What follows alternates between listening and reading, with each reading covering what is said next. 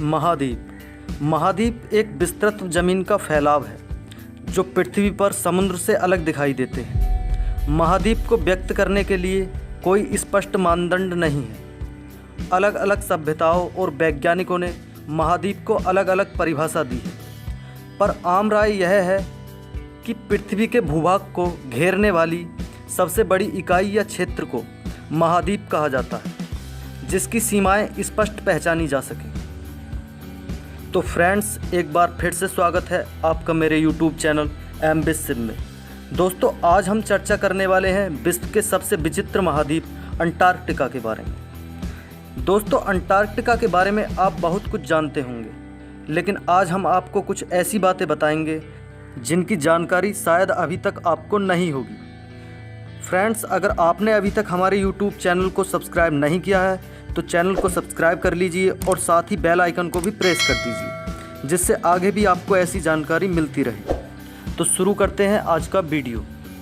दोस्तों, अंटार्कटिका पृथ्वी का दक्षिणतम महाद्वीप है, जिसमें दक्षिणी ध्रुव अंतर्निहित है।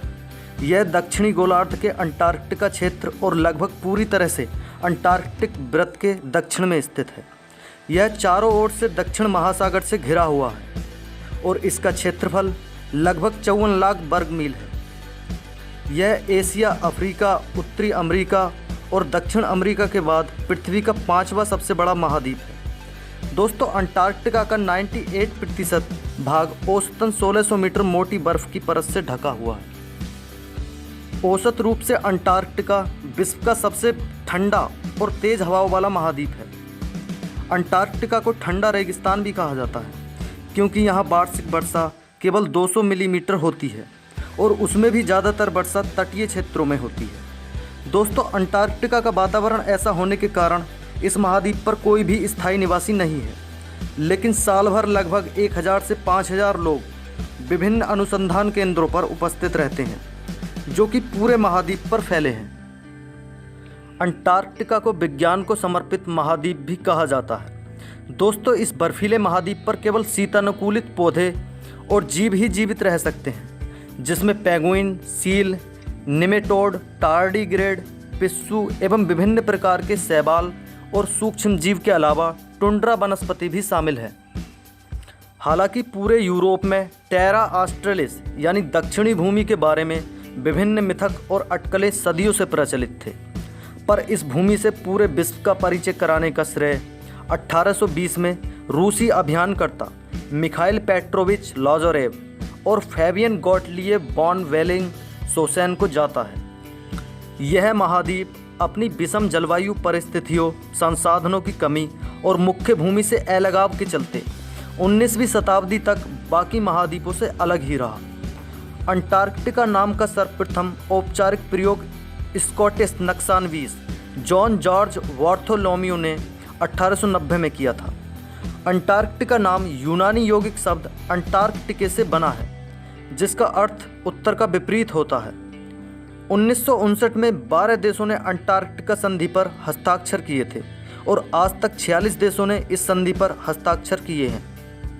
यह संधि महाद्वीप पर सैन्य और खनिज खनन गतिविधियों को प्रतिबंधित करने के साथ वैज्ञानिक अनुसंधान का समर्थन करती है और इस महाद्वीप के पारिस्थितिक क्षेत्र को बचाने को प्रतिबद्ध है। विभिन्न अनुसंधान उद्देश्यों के साथ वर्तमान में कई देशों के लगभग 4000 से अधिक वैज्ञानिक इस महाद्वीप पर विभिन्न प्रयोग कर रहे हैं। दोस्तों, टोलमी के समय लगभग 1 ईस्वी से पूरे यूरोप में यह विश्वास फैला था कि दुनिया के विशाल महाद्वीपों एशिया, यूरोप और उत्तरी अफ्रीका की भूमियों के लिए पृथ्वी के दक्षिणतम सिरे पर एक विशाल महाद्वीप अस्तित्व में है, जिसे वे टेरा ऑस्ट्रेलिस कहकर पुकारते थे। टोमली के अनुसार विश्व की सभी ज्ञात भूमियों की सम्मिति के लिए एक विशाल महाद्वीप का दक्षिण में अस्तित्व अवश्य भावी था। 16वीं शताब्दी के शुरुआती दौर में पृथ्वी के दक्षिण में एक विशाल महाद्वीप को दर्शाने वाले मानचित्र आम थे, जैसे तुर्की का पीरी रीस नक्शा। यहाँ तक कि 17वीं शताब्दी के उत्तरार्ध में जब खोजकर्ता यह जान चुके थे कि दक्षिणी अमेरिका और ऑस्ट्रेलिया कथित अंटार्कटिका का भाग नहीं है, फिर भी वो यह मानते थे कि यह दक्षिणी महाद्वीप उनके अनुमानों से कहीं विशाल था।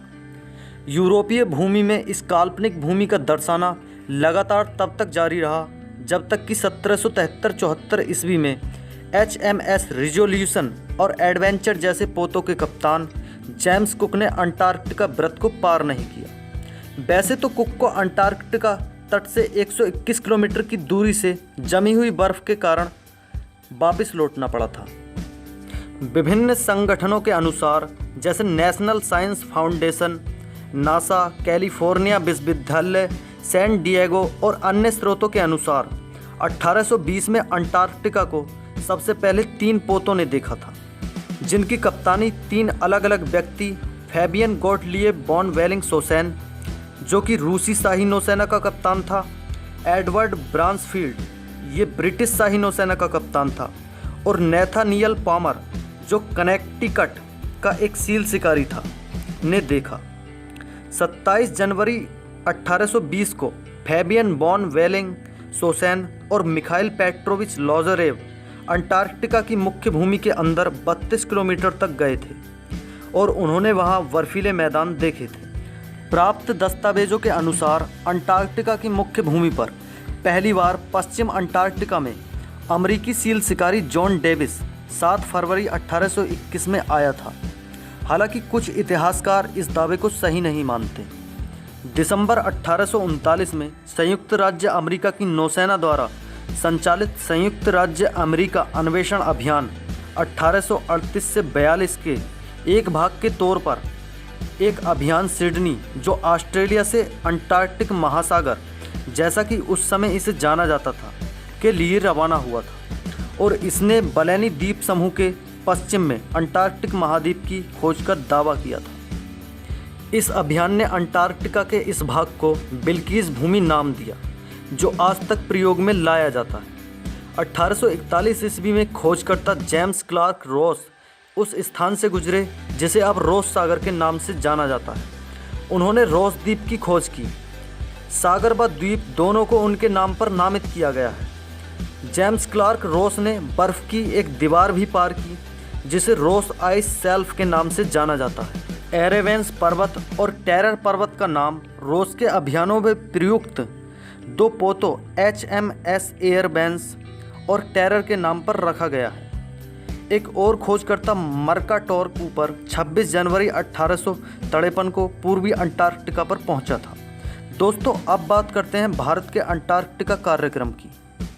अंटार्कटिका में पहला भारतीय अभियान दल 1982 ईस्वी में उतरा और तब से भारत ध्रुवीय विज्ञान में अग्रिम मोर्चे पर रहा है। दक्षिणी गंगोत्री और मैत्री अनुसंधान केंद्र स्थित भारतीय अनुसंधान केंद्र में उपलब्ध मूलभूत आधार में वैज्ञानिकों को विभिन्न विषयों तथा वातावरणीय विज्ञान के क्षेत्र में अग्रणी अनुसंधान करने में सक्षम बनाया। मैत्री में नियमित रूप से ओजोन के मापन का काम ओजोन सोंडे के इस्तेमाल से किया जाता है, जो अंटार्कटिका पर ओजोन छिद्र तथ्य और वैश्विक जलवायु परिवर्तन में ओजोन की कमी के प्रभाव का अध्ययन करने के लिए अंतर्राष्ट्रीय प्रयासों को गति प्रदान करता है। तो फ्रेंड्स, आज के लिए बस इतना ही। अगर आपको ये वीडियो पसंद आया तो वीडियो को लाइक करें और शेयर करें, और अभी तक आपने हमारे चैनल को सब्सक्राइब नहीं किया है तो चैनल को सब्सक्राइब कर लें और साथ ही बेल आइकन को भी प्रेस कर लें, जिससे आगे भी आपको वीडियो का नोटिफिकेशन मिलता रहे। और फॉलो करें मुझे मेरे इंस्टाग्राम पेज पर, जिसका लिंक मैंने डिस्क्रिप्शन में दिया है। जय हिंद।